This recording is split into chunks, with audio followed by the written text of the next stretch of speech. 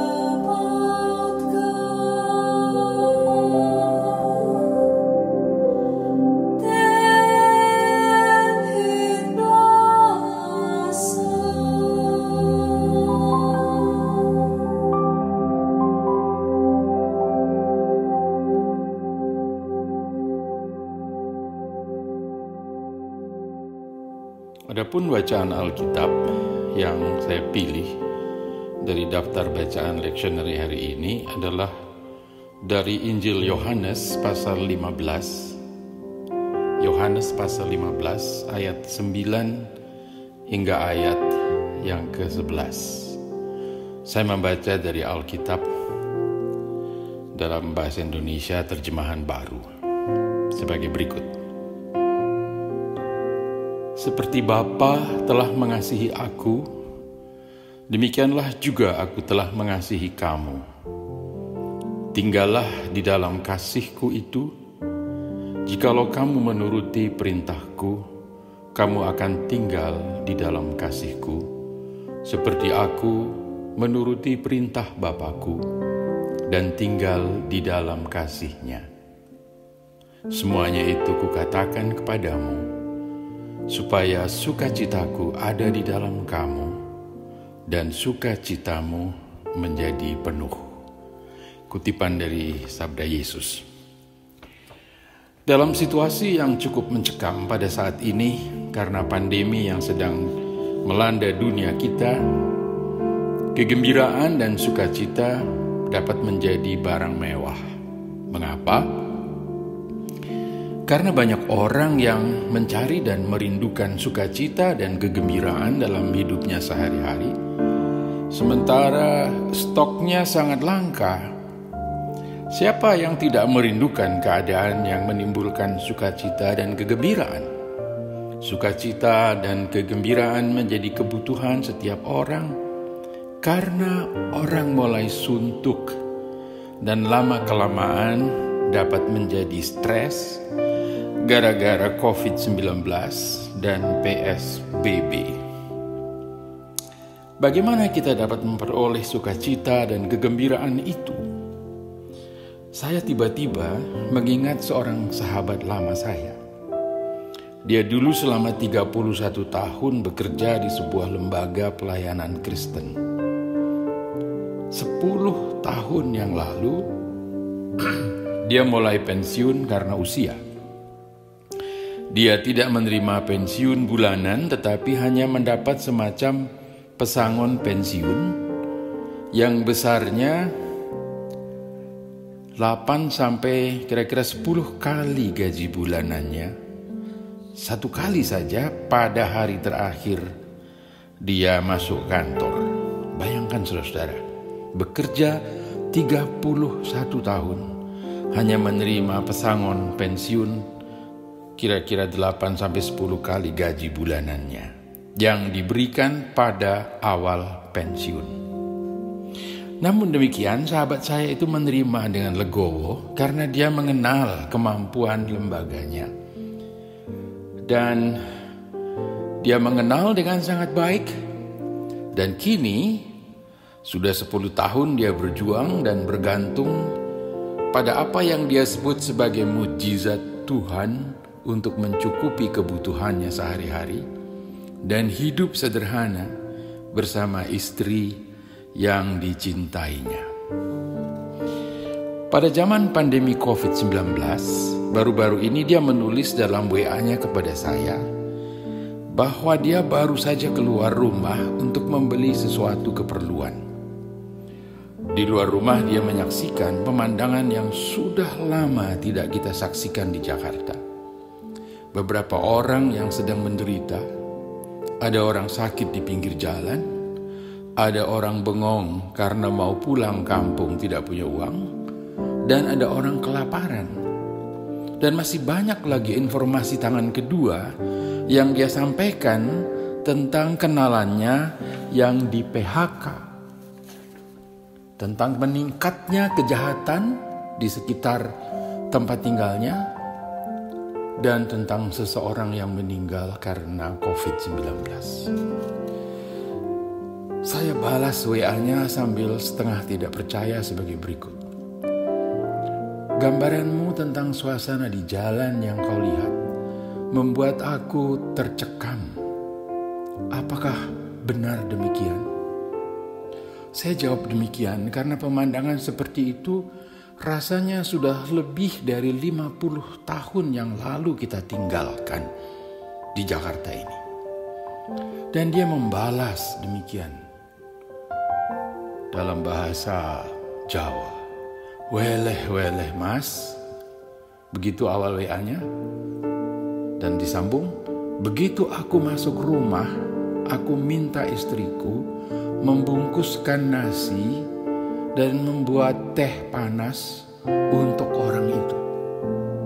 Dan saya bayangkan setelah itu dibuat oleh istrinya, dia keluar lagi dan memberikan itu kepada orang yang kelaparan tidak jauh dari rumahnya itu. Nah, saudara-saudaraku, ini sebuah kesaksian yang sangat menyentuh. Betapa kecil pun kemampuan kita untuk membantu mereka yang menderita.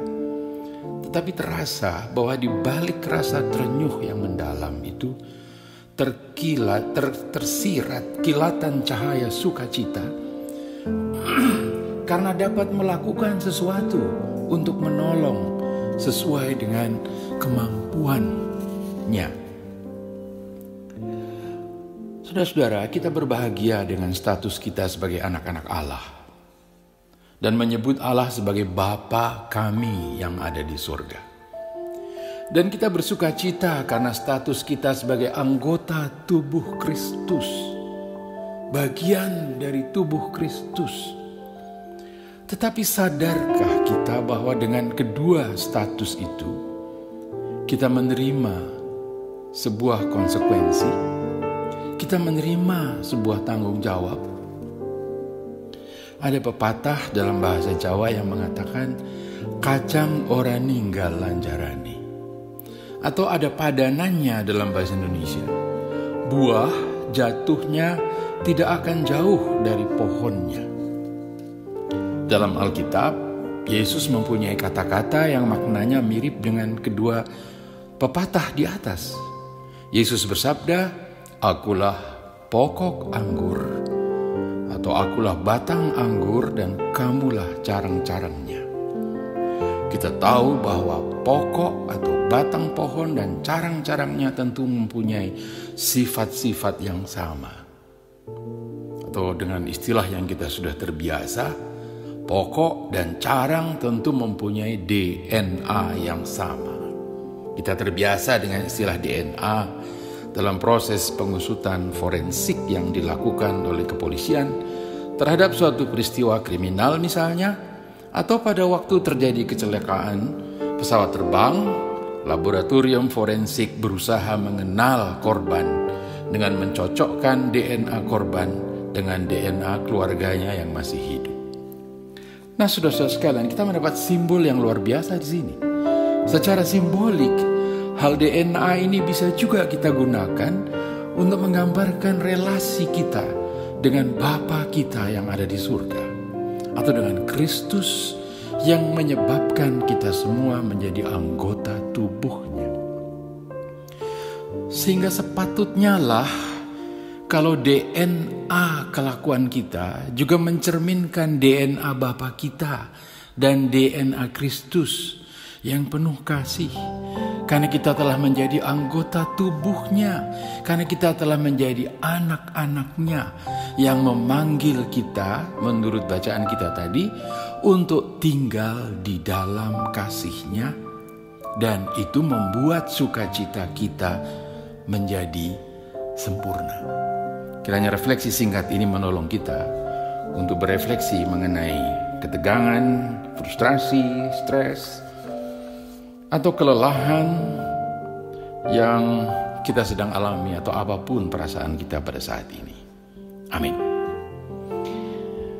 Kini kita hendak bersama-sama berdoa. Kita awali sebagaimana biasa dengan menaikkan doa Bapa kami dalam nyanyian bersama berikut.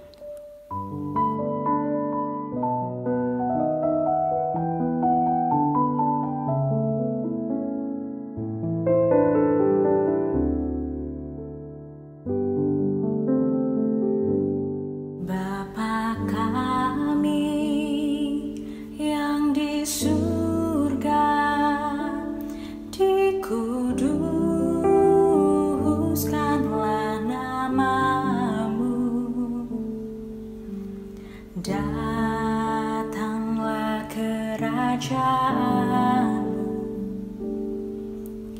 jadilah kehendakmu di bumi seperti di surga, seperti di surga jadilah. Berikanlah pada hari ini makanan kami yang secukupnya.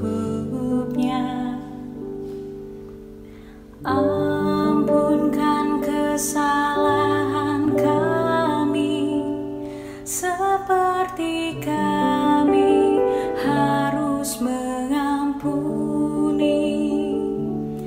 Dan jangan bawa kami ke dalam pencobaan, lepaskan kami dari yang jahat, karena Engkau yang punya kerajaan dan kuasa dan kemuliaan sampai selamanya.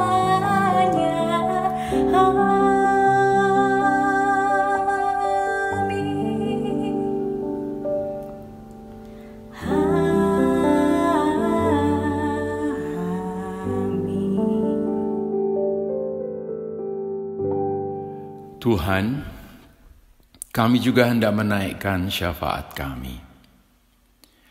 Di dalam kesuntukan kami, karena kami harus di rumah saja dalam waktu yang sudah cukup lama, berikanlah sukacitamu, karena kami dapat mempraktikkan panggilan-Mu untuk mengasihi. Sukacita karena mengasihi. Betapapun terbatasnya kemampuan yang ada pada kami, atau ibarat persembahan janda miskin yang hanya dapat memberi 2 peser atau senilai kurang dari 5.000 rupiah pada masa kini, atau dalam sebungkus nasi dan air teh panas bagi mereka yang sedang kelaparan. Dalam pengasihan-Mu kami mohon. Ya Tuhan, dengarkanlah doaku, jawablah segera. Ya Tuhan, dengarkanlah doaku, jawablah segera. Jauhkanlah kami masing-masing dari rasa jenuh dan stres, karena keduanya dapat merusak kebersamaan serta kualitas komunikasi kami dalam keluarga, dan dapat mengurangi daya tahan tubuh kami. Tolonglah kami ya Tuhan, untuk dapat berkomunikasi dengan jujur dan tulus dengan setiap anggota keluarga kami, sehingga hal-hal positif dan kreatif dan mungkin juga inovatif dapat timbul dari komunikasi yang baik di dalam keluarga kami. Dalam pengasihan-Mu kami mohon. Ya Tuhan, dengarkanlah doaku, jawablah segera. Ya Tuhan, dengarkanlah doaku, jawablah segera. Ya Tuhan, Engkaulah batang anggur yang benar, dan kamilah carang-carangnya. Janganlah kami Engkau lepaskan dari batang-Mu itu, agar kami tetap dapat hidup di dalam Engkau, dan Engkau hadir di dalam kiprah kami betapa sederhananya pun. Jangan biarkan kami hilang atau terlepas dan tidak memantulkan sinar-Mu dalam kegelapan di dunia sekitar kami. Jadikan kami sungguh-sungguh bagian dari tubuh Kristus, baik di dalam suka maupun duka kami, di dalam kemakmuran dan kekurangan kami, di dalam kelegaan dan kesempitan kami, di dalam pasang dan surut kami. Kami boleh dengan setia tetap memancarkan kasih-Mu yang merangkul semua yang membutuhkan rangkulan-Mu, yang tidak membeda-bedakan, yang menghendaki keselamatan dunia ini, sehingga Engkau telah memberikan putra-Mu untuk keselamatan dunia.